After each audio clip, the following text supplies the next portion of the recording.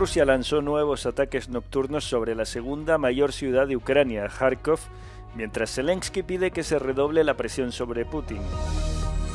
La líder de la ultraderechista Agrupación Nacional, Marine Le Pen, ha sido declarada culpable por malversación de fondos e inhabilitada para cargos públicos durante 5 años.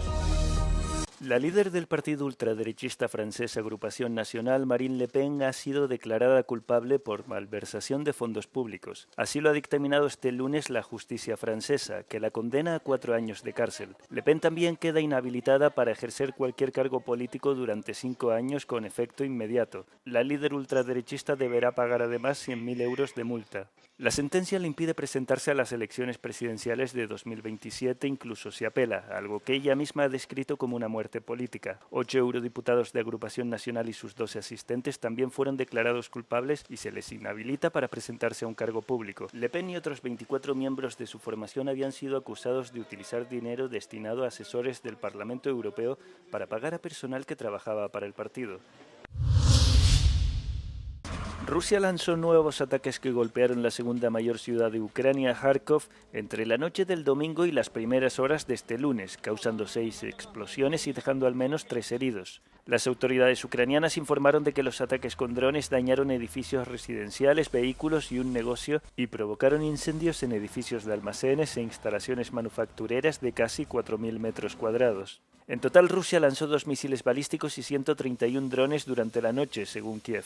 En su discurso nocturno, el presidente ucraniano Volodymyr Zelensky condenó los ataques e instó a Estados Unidos y sus aliados a aumentar la presión sobre Rusia. Крім Путіна. Отже, на нього треба натиснути заради успіху дипломатії та збереження життя людей. Los ataques dejaron al menos 3 edificios dañados, entre ellos un centro infantil.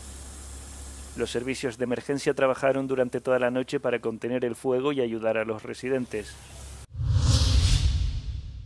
El presidente de Finlandia, Alexander Stubb, realizó el sábado una visita sorpresa a Florida, donde se reunió con el presidente de Estados Unidos, Donald Trump, para hablar sobre el fortalecimiento de los lazos bilaterales.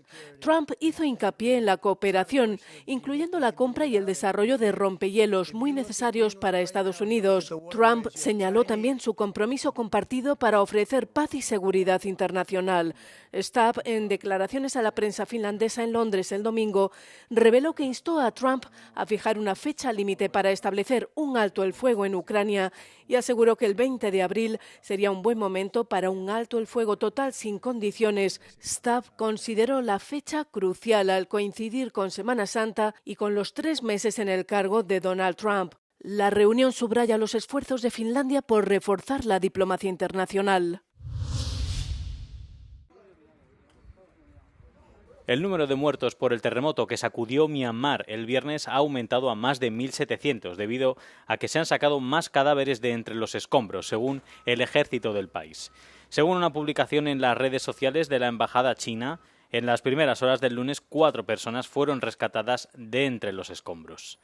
Un portavoz del gobierno declaró a los medios locales que otras 3.400 personas han resultado heridas y más de 300 se encuentran desaparecidas. El epicentro del terremoto de magnitud 7,7 del viernes, que se produjo cerca de Mandalay, derrumbó muchos edificios de la ciudad y dañó su aeropuerto. El domingo, una réplica de 5,1 volvió a sacudir la zona. Las labores de rescate se han visto obstaculizadas por los puentes derribados, las carreteras dañadas, las comunicaciones poco fiables y una guerra civil en curso. Según los medios de comunicación locales, muchas personas se han quedado durmiendo en la calle por miedo a las réplicas o bien porque sus casas se han venido abajo. Mientras tanto, la resistencia de Myanmar anunció el sábado un alto el fuego parcial para facilitar las labores de rescate. En la vecina Tailandia se han confirmado la muerte de al menos 18 personas desde el terremoto del viernes. El lunes por la mañana continuaban las labores de búsqueda en un edificio de gran altura de Bangkok, que se derrumbó mientras decenas de personas siguen desaparecidas, según las autoridades.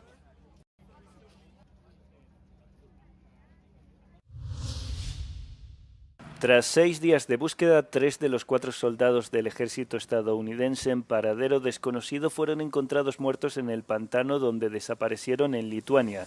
Así lo anunció este lunes el presidente lituano. Por el momento se desconoce el paradero del 4.º soldado, pero las operaciones de búsqueda y rescate continuarán. Las fuerzas estadounidenses y lituanas han estado trabajando para drenar la zona pantanosa y el vehículo blindado de los soldados fue descubierto sumergido en aproximadamente 5 metros de agua. La operación de remolque a tierra se completó en la mañana de este lunes. El viernes, el ejército estadounidense, con base en Europa y África, informó del traslado de más equipos para ayudar a drenar el agua. Los equipos sobre el terreno fueron complementados con una grúa, una bomba de gran capacidad y más de 30 toneladas de grava para ayudar a recuperar el vehículo Hércules M88. El sábado por la tarde se intentó bucear hacia el vehículo hundido, pero una densa capa de lodo impidió a los rescatadores llegar hasta él. Funcionarios, soldados y residentes ucranianos se reúnen para conmemorar el tercer aniversario de la liberación de la ciudad de Bucha de las fuerzas rusas. Las tropas ocuparon rápidamente la ciudad a solo 35 kilómetros de la capital, Kiev, poco después de lanzar su invasión a gran escala en febrero de 2022. La ocupación duró aproximadamente un mes, hasta que los soldados ucranianos lanzaron una contraofensiva y repelieron a las fuerzas rusas. Cientos de soldados murieron, pero su legado sigue vivo. 306 захисників і захисниць за період війни віддали своє найцінніше, віддали своє життя. І сьогодні цілий день фактично заходів в Бучанській громаді, але ми розпочинаємо з алеї героїв на центральному кладовищі. Pero lo que descubrieron al regresar a la ciudad fue espeluznante, convirtiendo rápidamente a la ciudad en el epicentro de las atrocidades de la guerra. Se descubrieron fosas comunes de cientos de civiles y se documentaron miles de crímenes de guerra durante los 33 días de ocupación rusa. Los recuerdos aún atormentan a muchos residentes de esta ciudad, que a su vez exigen a las autoridades que no hagan concesiones en los esfuerzos de alto el fuego en curso. У нас столько ребят похоронил, своих бойцов. Как? За что они воевали? Отдать вот эти территории. У нас в Конституции записано, что это наши территории. Это что мы должны сганьбить нашу Конституцию и это самое, и отдать вот это врагу это все. Тому я считаю, что нет. Нет, ни в коем разе. El presidente de Ucrania, Volodymyr Zelensky, acusa a Rusia de paralizar el alto el fuego para apoderarse de más territorio ucraniano. Kiev afirma que sus servicios de inteligencia indican que Rusia se dispone a lanzar una nueva ofensiva militar en las próximas semanas para reforzar su posición negociadora. Los cuerpos de 15 trabajadores médicos y humanitarios han sido recuperados de una fosa común en el sur de Gaza tras una semana de búsqueda. Entre las víctimas se encuentran 8 miembros de la Media Luna Roja Palestina, 6 de la Defensa Civil Palestina y 1 de Naciones Unidas. Un alto portavoz de la ONU ha dicho que los trabajadores sanitarios nunca deben ser un objetivo. Según la organización, el primer equipo fue asesinado por fuerzas israelíes el pasado 23 de marzo. Los equipos de emergencia enviados a buscar a los trabajadores también fueron aniquilados por el ejército israelí. Sus restos fueron descubiertos por sus colegas en la ciudad meridional de Rafah. El lunes, el ejército israelí había ordenado la evacuación de la mayor parte de esta ciudad, una de las más castigadas durante el asedio a la franja y cuyo campo de desplazados sufrió numerosos bombardeos. Israel puso fin a un alto el fuego y reanudó los ataques a Gaza a principios de este mes al no estar de acuerdo con los términos pactados por los mediadores internacionales entre Tel Aviv y el brazo político de Hamás. Los acontecimientos se producen tras el ataque de las fuerzas israelíes a Beirut, capital de Líbano, durante el pasado viernes. El ministro de Asuntos Exteriores de Dinamarca ha reprendido a la administración Trump por su tono al criticar a Dinamarca y Groenlandia, afirmando que su país está invirtiendo más en la seguridad del Ártico. Lars Løkke Rasmussen hizo estas declaraciones en un vídeo publicado en las redes sociales tras una visita a Groenlandia el viernes del vicepresidente estadounidense J.D. Vance. Rasmussen dijo que Dinamarca está abierta a las críticas, pero añadió que no apreciaba el tono empleado. También señaló que en enero Dinamarca se había comprometido a realizar una inversión de 1.900 millones de euros para la seguridad del Ártico. Durante su visita a la base espacial de Pituffik, Vance acusó a Dinamarca de invertir poco en la seguridad de Groenlandia. Las repetidas amenazas de Trump de anexionarse Groenlandia han sido recibidas con ira tanto en la isla como en Dinamarca. Cientos de manifestantes salieron a la calle frente a la embajada de Estados Unidos en Copenhague y algunos portaban pancartas que decían Groenlandia no está en venta. Italia aprueba un nuevo decreto para utilizar los centros de migración albaneses como centros de repatriación. En virtud del nuevo decreto, 2 centros de Albania albergarán ahora también a migrantes que llegaron a Italia, vieron rechazada su solicitud de asilo y recibieron una orden de expulsión.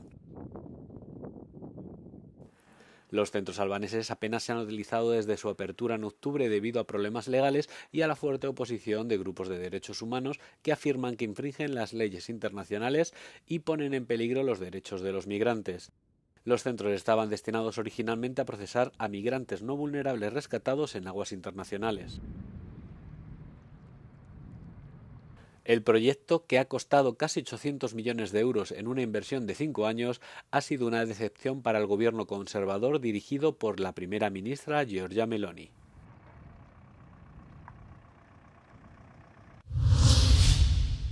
Se ha declarado el estado de emergencia en la región de Olomouc, al este de la República Checa, debido a la contaminación de un lago con benceno tóxico tras el descarrilamiento de un tren el mes pasado. El 28 de febrero, un tren de mercancías se estrelló, probablemente a causa de la alta velocidad. La mayoría de los 17 vagones se incendiaron inmediatamente después del accidente. Unas 350 toneladas de benceno se filtraron desde los camiones cisterna que transportaban más de 1.000 toneladas a las aguas subterráneas.